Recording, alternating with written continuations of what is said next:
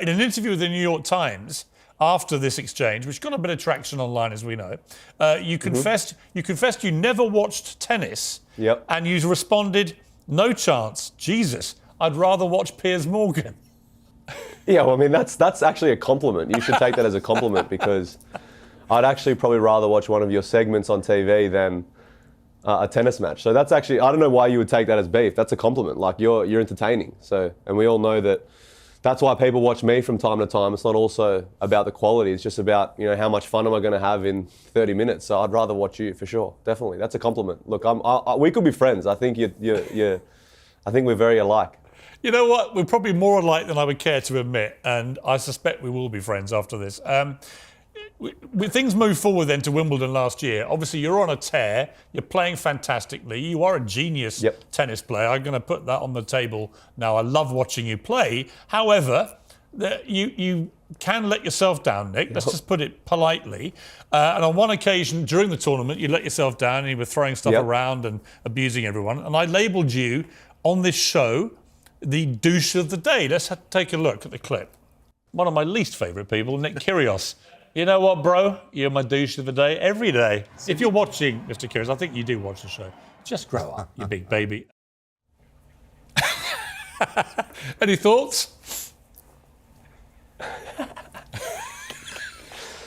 Yeah, but, okay, look, I'm not going to sit here and say that I'm on my best behaviour all the time, but these clips that you show are only like 10 to 15 seconds worth of what the tennis match is. There's 3 to 4 hours where I'm incredibly well behaved. I'm competing and I'm playing world-class tennis. Then you choose to show 10 seconds of a 4-hour match. I mean, I can't control that. But I do understand, sometimes, I could be a douche on the tennis court, but that's just what it is. I mean, let's be clear. I do hours and hours a week of live television, I think to a pretty high standard. But if I was to spend 10 seconds every week throwing things at the cameraman and swearing and shouting and throwing my toys out the pram, people would focus on that, Nick. Probably not the rest of my programming. Okay, but again, you are exaggerating. It's not every week. It's not every week. There's months and months where nothing happens, and then the minute something happens again, you just say that, oh, here he is doing it again, where it could be like a 6 months hiatus of me not doing anything. So, I mean, look, there's only so much control I can have. Well, the main reason you're also acting as if I'm the only tennis player who does these things. No, you're not. We've got, you're not. But some of the legends of the sport have broken rackets. Oh, yes. Oh, well. No, you're the modern day John McEnroe. I'm going to come to that because I know that you've developed a bit of a rapport with McEnroe. But let's go back to Wimbledon again. In the same tournament, I then had a strange feeling. It was a strange feeling came over me because there was this furore about you wearing your Jordans, and you kept insisting on doing it. And you had an altercation with a journalist. And I suddenly found myself tweeting the following. I said, he's such an unrelenting, uncompromising douchebag that to my horror, I'm actually beginning to warm to Nick Kyrgios. Why to your horror? Why are you afraid of liking me? I'm just myself. I'm not going to conform to look, Wimbledon for me is the pinnacle of tennis, if not one of the biggest sporting events we have in the world. So I have utmost respect for everything that it represents.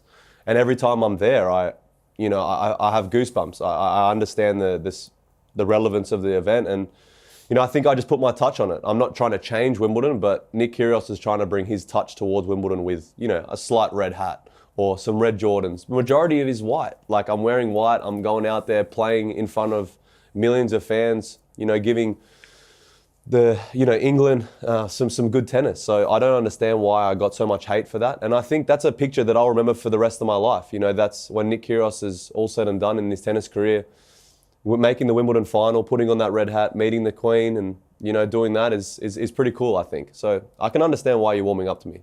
Well, I was definitely warming up to you. And then we met an incredible common ground.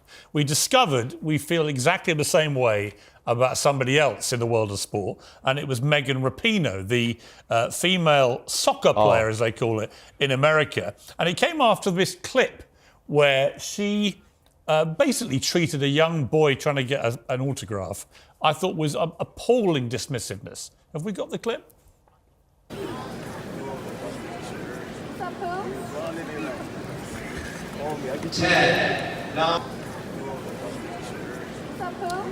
Well, I gave my pretty strong views about this on Twitter, and you actually replied, ha, ha, ha, ha, ha, one thing me and Piers agree on. So we finally bonded over Megan Rapinoe being a spoiled, petulant brat.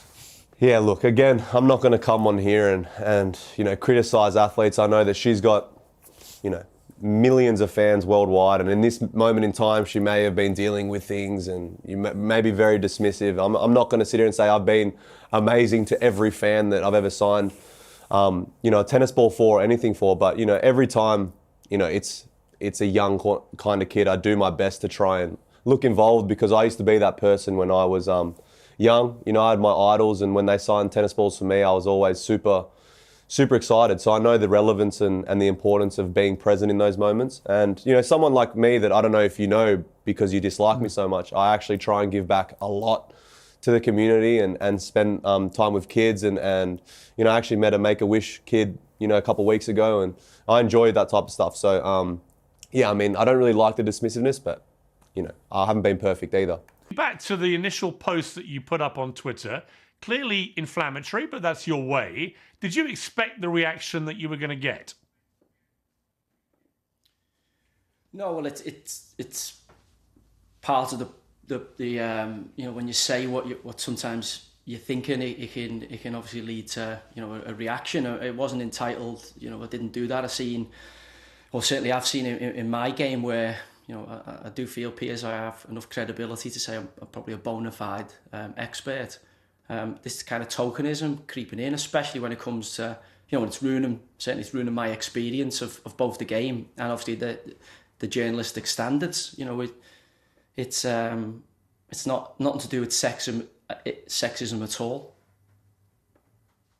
I mean, what is your particular complaint? Is it that women have not played the game to the highest level and therefore they're not qualified to talk about it?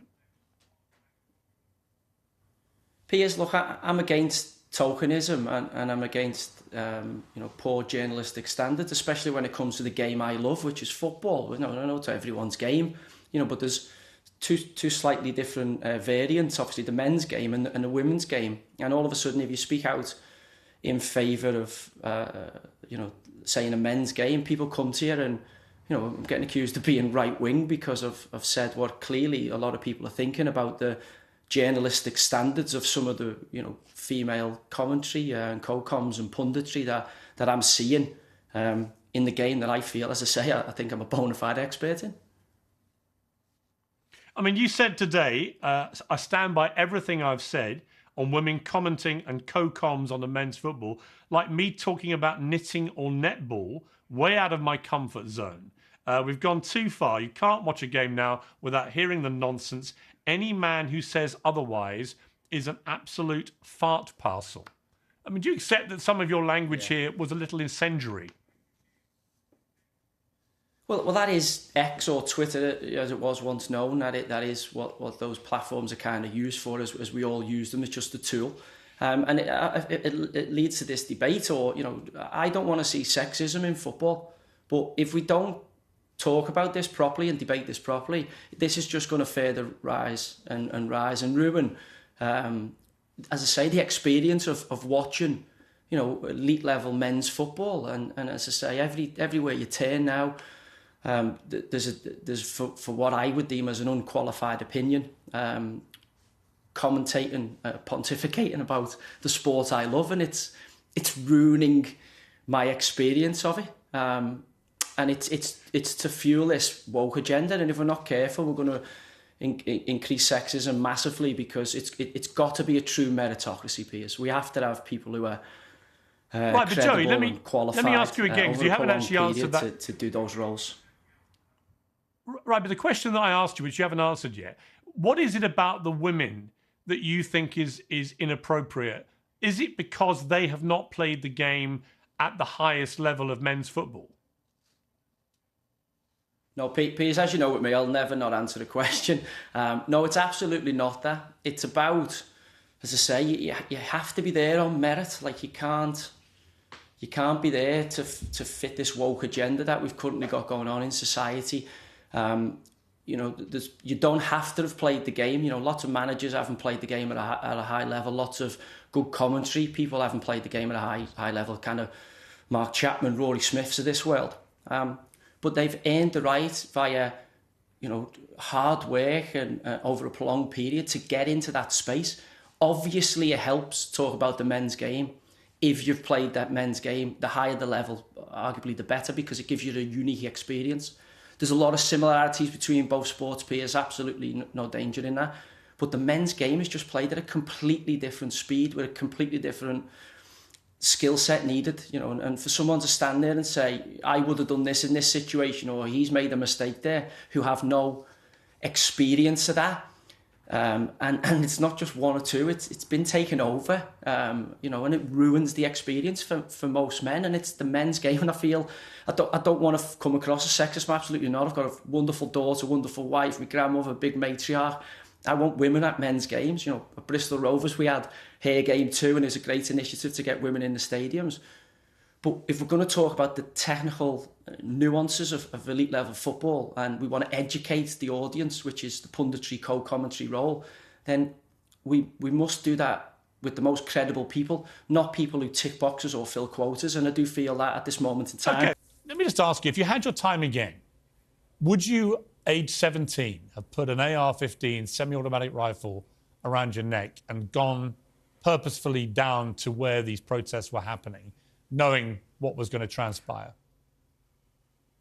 Well, Piers, thank you for having me on. With hindsight being 20/20 as it always is, no, I wouldn't have gone, but that doesn't change the fact that I was attacked and I defended myself. I was there to help people and provide first aid, and that's what I did. I'm on video that night providing first aid and helping people, and then being ambushed and cornered and forced to use my rifle to defend myself. You killed 2 people and you wounded a 3rd. How do you feel about that? Well, Piers, they attacked me. They left me with no choice. I have nightmares every night of being attacked and being ambushed and them trying to steal my gun and pointing guns in my face. It's not an easy thing to do, but I did what I had to do to stay alive, and if I didn't, I would be dead. Yeah, listen, you were acquitted, and many in America believe that you had the absolute right to defend yourself. I'm just curious, on a human level, you know, you're very young even now. What are you, 20 years old now? Yes, sir. And you've killed 2 human beings and wounded a 3rd. I just wonder how that feels. I don't think that's an appropriate question to ask how it feels. It's not an easy thing to do. It's something I live with every single day. It's nightmares I have. It's something that I have to deal with. I have to deal with the PTSD and the trauma from having to do that. Right. I mean, but it seems to me your emotions are more about you and your trauma because your life was being threatened and that side of it, rather than the question I'm asking, which is simply on a human level, how do you feel about being so young and yet having on the record for the rest of your life now that you took the lives of 2 people, regardless of the circumstances? And like I just said, it's something I deal with every day. I deal with the PTSD and the trauma and the nightmares. It's not easy to deal with it. Your book, presumably you're going to make money from this book. Do you feel comfortable making money from this, which ultimately is a tragic story? You know, I repeat, you were acquitted. There's no reason you can't do a book. But do you feel comfortable making a lot of money out of essentially what in the end was an incident that cost the lives of other humans? Well, I'm not writing the book to make money. I'm writing the book to tell the story of what happened. I'm trying to change the narrative that media keeps putting out there that I'm some type of white supremacist, racist person, when that's just not true. I'm a 20-year-old kid who was put in a situation to where I was forced to defend myself, and I'm writing to put that into a book. I wrote a story and put that in a book so I can share that with everybody so they can understand what I went through, how my childhood was growing up, and the difficulties I deal with today. And you can check out the book at rittenhousebook.org if you want to read it and learn the truth for yourself. How do you feel that you became a hero to many on the far right, kind of made you their poster boy? Well, Piers, I'm not a hero. I did what I had to do to defend myself. There are countless Americans every day that defend themselves, and it's not a heroic thing to do. It doesn't make you a villain, but it doesn't make you a hero.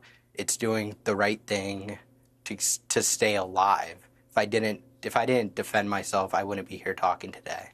You were 17 at the time. You were too young to legally acquire the gun that you used. That's not true. It's not true? That is not true. Wisconsin statute says a person between the ages of 16 and 17 can carry a long rifle with a barrel longer than 16 inches. That's Wisconsin law, and the judge dismissed that charge. Okay, so you were... So let me ask you, look, I'm in the country right now, and I've talked about this many times, both here and in America, and I've learned Americans want to handle their own gun culture the way they want to handle it. I respect that. But let me ask you, do you think it's right that 17-year-olds in America, in Wisconsin, should be able to carry around semi-automatic rifles like an AR-15? Our founding fathers were very intentional when they wrote the Constitution. They didn't put an age limit on how old you have to be to exercise the Second Amendment. If you change your mind, do you now accept there is a humanitarian crisis in Gaza? There is no doubt there is a humanitarian crisis in Gaza, but Hamas needs to be blamed for that, because just today we saw Hamas taking over humanitarian aid trucks, taking food from the people of Gaza, taking over every single thing, including medicine. So this is Hamas behavior that is preventing the people of Gaza to receive this humanitarian aid. So we still see Hamas as the main barrier to give the people of Gaza the humanitarian aid that Israel allows to get into Gaza.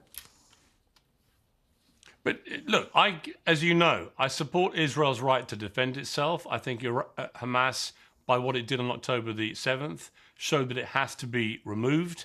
And they live amongst a civilian population. It's an incredibly difficult war to prosecute if you're Israel. I accept all of those things.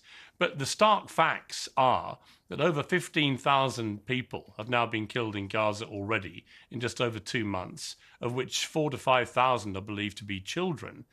You cannot look at these scenes in Gaza and not feel the same way that we all do, that this is an extraordinary slaughter of innocent people as you go after terrorists.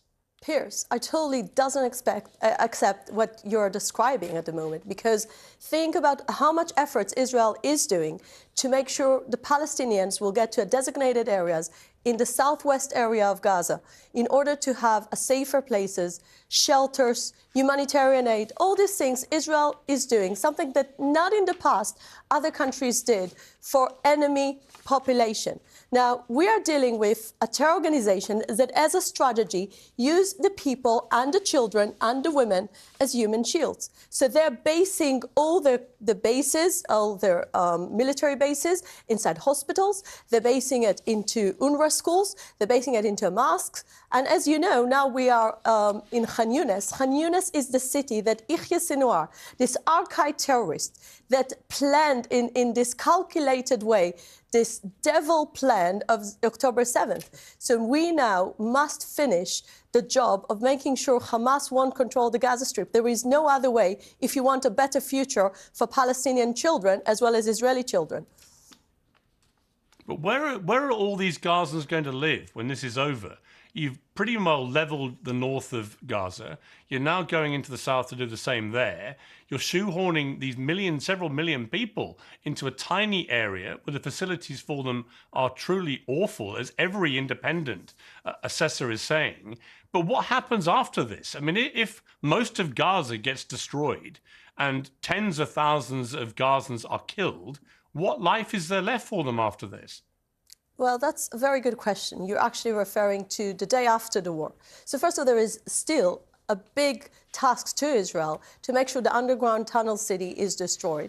And as I'm carrying this to remind everyone, there are over 138 innocent people kept hostage in Hamas hands, including 15 women. And by the way, it was Matthew Miller, the spokesperson of the State Department, that said the reason Hamas didn't release them in the last pause is because they're very much terrified from the idea these women will speak up for all the atrocities, the rape, the systematic rape Hamas committed against innocent women. And I really appreciate the fact you spoke up for this sexual violence. But I want to tell you, I feel sometimes like Jewish women doesn't count. When you think about the world silence, when you think about UN organizations saying nothing about this systematic rape, Hamas mutilized women. There was a necrophilia. There was innocent young women from a music festival that had a gang rape. So those kind of things, we must make sure the world won't be silent about. And I really think that this was one of those moments of silence that was a disgrace to the UN organizations and for many women organizations by not speaking up for that. So I want to remind you that because Hamas didn't release our hostages. Well, listen, yet.